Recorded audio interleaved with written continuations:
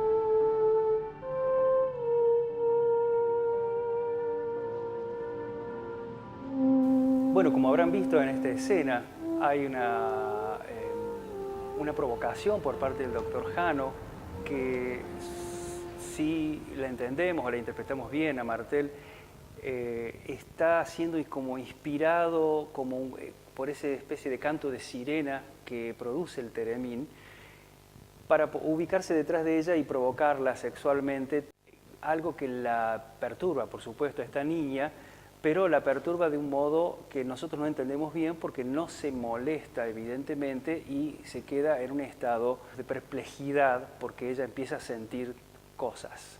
En esta escena se han presentado los dos personajes con el conflicto principal, pero también está la música que produce esta idea de que va a ser muy importante lo que se escuche, lo que se sienta a través del sonido y como que ellos dos, que no van a hablar casi durante la película, sí van a comunicarse en términos sonoros. De hecho, el doctor Jano es un doctor en audiometría y problemas del oído y problemas de acúfenos, de ruidos internos, y eso es un dato muy importante para Martel porque el doctor está muy acostumbrado su especialidad es escuchar voces que no se sabe de dónde vienen, que son las voces internas.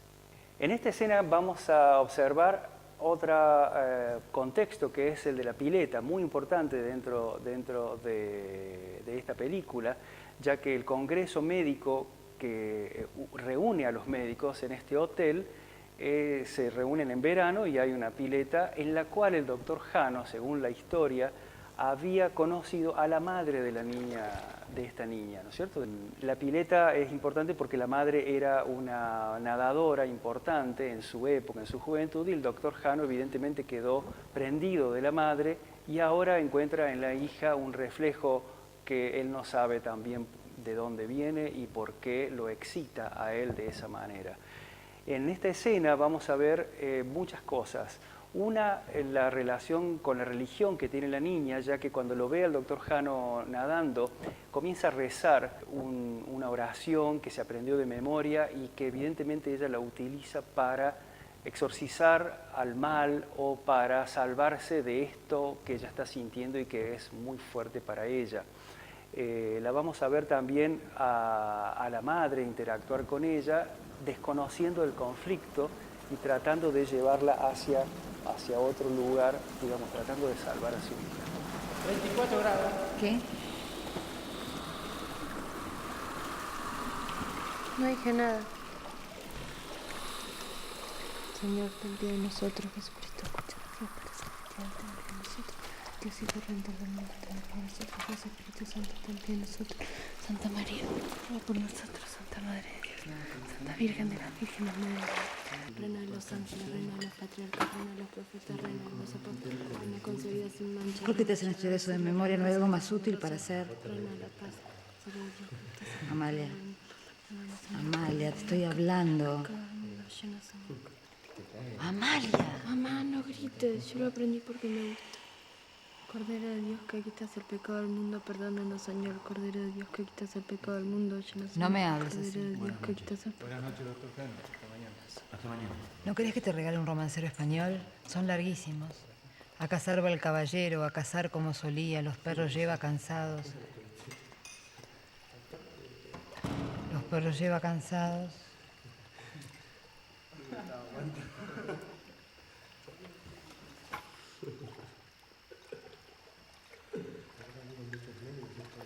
En la escena que sigue vemos a los dos personajes principales, el doctor Jano y la niña santa, Amalia, en otro encuentro a través del sonido. La pileta tiene un caño que parte de una tela transparente de plástico detrás de la cual aparece la niña. Ese mismo caño es trasladado hacia adentro de la pileta y continúa como pasamanos de los típicos pasamanos que tienen las piletas. De ese pasamano, cerca de la mitad de la pileta, a bastante distancia, se está agarrando el doctor Jano, no mirando para ningún lado, sino para adentro del agua, con la cabeza apoyada dentro del metal del pasamano. Ella, la niña, como intuyendo que ese es un medio de comunicación, con las uñas le toca el cañito y él, como el metal traslada el sonido, físicamente lo traslada muy rápidamente, él se da cuenta de que ahí lo están llamando a él. Otra vez un llamado a través del sonido, un código que ella inventa para poder comunicarse con él, porque evidentemente ella, en su sensación ambigua, por un lado quiere salvarlo, porque en la clase de catolicismo o de catecismo le enseñan a que ella tiene una vocación y una misión, y ella interpreta que esta es la misión de ella, de salvarlo a él, pero también ambiguamente, como es común en Lucrecia Martel, está esa sensación de que ella tiene que salvarse a sí misma con el encuentro con él.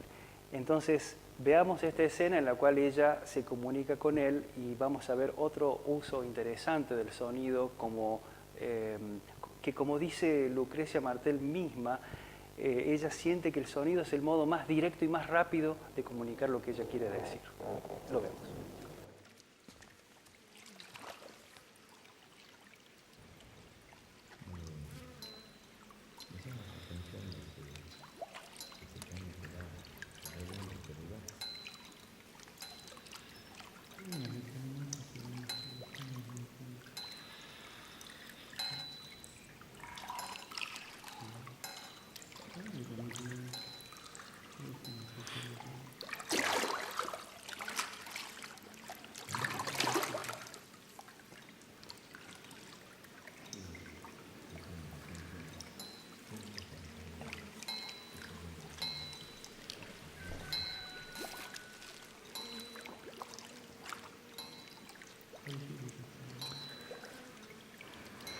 Vamos a ver que Martel nos hace ver a una Mercedes Morán, alias Elena, en la película, como muy preocupada por varias cosas. Una, esa intuición inconsciente de que su hija está en problemas, Y por otro lado, otro problema real que vemos en la película, que es que su ex marido está por tener dos mellizos.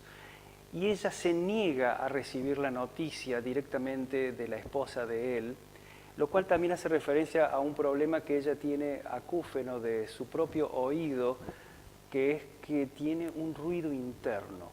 Ese ruido interno Martel lo va a utilizar durante toda la película en distintas formas.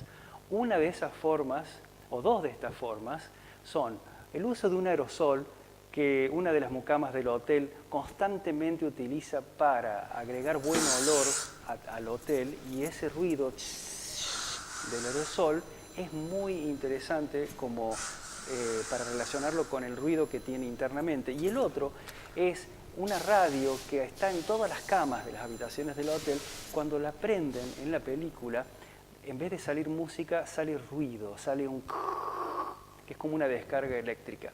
Entendemos quizás, por la ilusión del cine, que quizá Martel nos está queriendo decir que en realidad esos ruidos no son los ruidos reales, sino son los ruidos que Morán está escuchando y que que nos indican a nosotros la crisis interna que está viviendo este personaje. Bueno, en esta escena, que es la que cierra la película, lo que vamos a ver es cuando las dos niñas, Elena y Josefina, amigas, sus mejores amigas, adolescentes, compañeras en catecismo y compañeras en el despertar sexual durante la película, y las vamos a ver en la pileta. La pileta es el lugar acuoso, pacífico, placentero, donde todos los personajes en algún momento van a bañarse, de alguna manera como a limpiarse o a sentir un placer que no sienten mientras están adentro del hotel. Estas dos niñas tienen un diálogo muy lindo y muy significativo en el cual hablan de encontrarse, de una ser la hermana de la otra. Azares. Yo siempre te voy a cuidar, porque vos no tenés hermanas. Yo soy tu hermana. El año que viene voy a tener hermanos mellizos. Digo hermanas.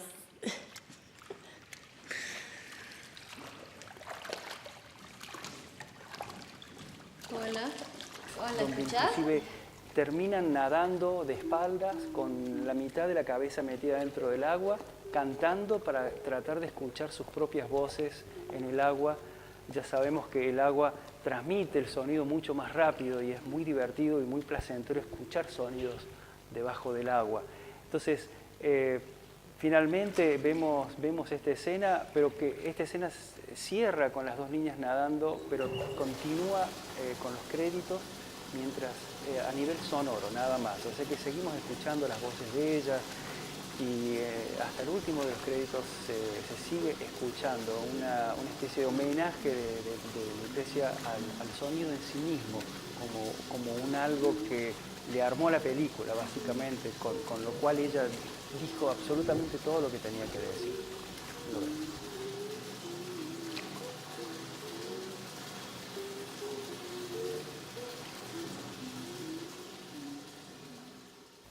Los ruidos, los sonidos, los instrumentos musicales, la música que aparece dentro y fuera de la escena, los tonos de las voces, los cuchicheos, los susurros, los silencios, hacen de Martel una directora que pone en primer lugar al sonido, inclusive antes de la imagen. La ayuda a contar su historia casi sin palabras o con muy pocas palabras, y encuentra en esta austeridad de texto y en esta austeridad de lumínica inclusive, porque la película tiene pocos claroscuros, la ayuda a que a que esta sea una película tanto para ver como para escuchar, porque creemos que en el cine argentino Lucrecia Martel ha encontrado una voz, y esto nada más justo que con ella, una voz propia, una voz interior, una voz cinematográfica centrada en la música y en el sonido sobre todo, que es, yo diría que es única. La destaca como una de las mejores cineastas argentinas y quizá del mundo. Nos vemos la próxima. Gracias.